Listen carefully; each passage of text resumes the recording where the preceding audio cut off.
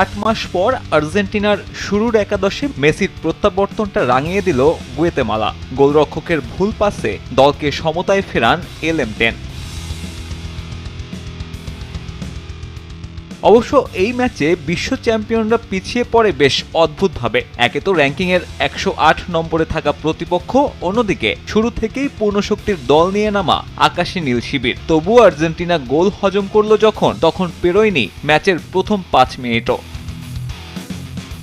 Spot কিকে গুয়েতেমালার shot ফিরিয়ে দিয়েছিলেন Emiliano Martinez, তবে দ্বিতীয় চেষ্টায় তা ক্লিয়ার করতে গিয়ে উল্টো নিজেদের জালেই বল ঢুকিয়ে দেন লিসান্দ্রো মার্টিনেস।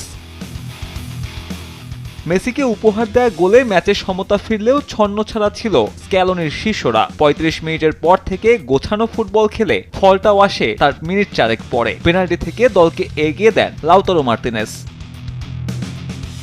দ্বিতীয়ার্ধে আরও গোছানো